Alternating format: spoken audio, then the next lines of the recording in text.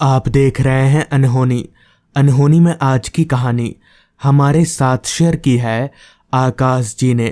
तो चलिए बढ़ते हैं आज की इस कहानी की ओर। प्लेटफॉर्म पर पहुंचकर मैंने जब अपनी निगाहें घड़ी की ओर घुमाई तो वक्त हो रहा था दोपहर के 3 बजे का। मेरी ट्रेन 3:15 की थी, तो मुझे अभी 15 मिनट प्लेटफॉर्म पर बैठकर अपनी ट्रेन का इंतज़ार करना पड़ेगा।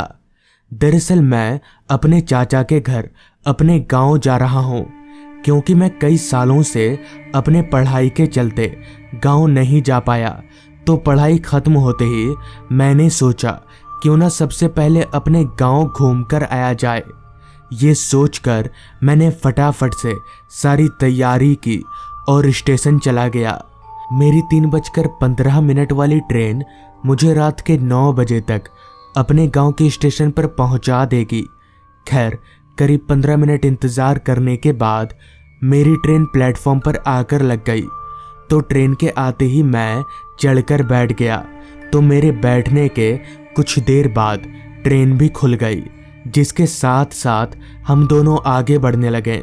हालांकि मौसम ठंड का था, जिस कारण ट्रेन में मुसाफिरों की संख्या थोड़ी कम थी। ट्रेन के खुलते ही काफ़ी रफ्तार पकड़ ली थी ट्रेन ने। जैसे जैसे ट्रेन आगे बढ़ती गई, उसी तरह मुसाफिर भी अपने ठिकाने पर उतरते चले गए। मेरे गांव आने से एक स्टेशन पहले तक ट्रेन बिल्कुल खाली हो गई।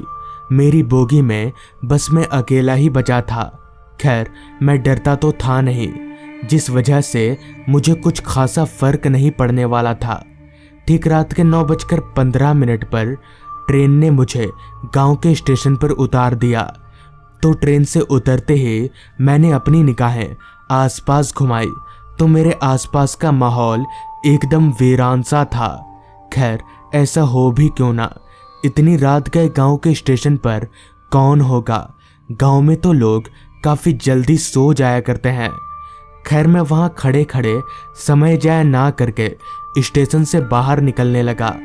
अभी मैं बाहर निकल ही रहा था कि तभी मेरी नज़र स्टेशन के एक बेंच पर बैठे आदमी पर गई।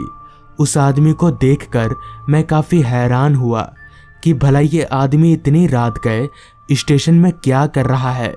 इस पर मैंने अपने मन ही मन में कहा, जो भी हो, मुझे उस आदमी के पास जाकर पूछना चाहिए कि मुझे घर जाने के लिए कोई सवारी मिलेगी या नहीं। इतना सोचकर मैं चलता हुआ उस आदमी के पास गया और कहा, भाई साहब, अभी कोई सवारी मिलेगी क्या?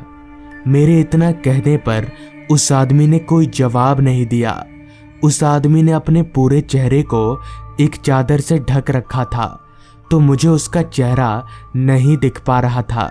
इस पर मैंने दोबारा उस आदमी से कहा, भाई साहब, अभी कोई सवारी मिलेगी? इस पर मेरे इतना बोलते ही वो आदमी एकदम से उठ खड़ा हुआ। तो उसके उठते ही उसके चेहरे पर ढका चादर खुद ब खुद हट गया। तो चादर हटते ही मेरे होश उड़ गए और मेरा पूरा शरीर कांपने लगा, क्योंकि उस आदमी का सर उसके धड़ से अलग था। ये देखकर मैं समझ गया कि ये कोई इंसान नहीं बल्कि भूत है। जिसके बाद मैं वहाँ से भागकर सीधे घर जाकर ही रुका। तो दोस्तों, ये थी आज की कहानी। अगर आपको ये कहानी पसंद आई हो तो चैनल को ज़रूर सब्सक्राइब कर लें। तो मैं आपका दोस्त आर्यन जल्द ही मिलूँगा आपसे ऐसी ही एक कहानी के साथ।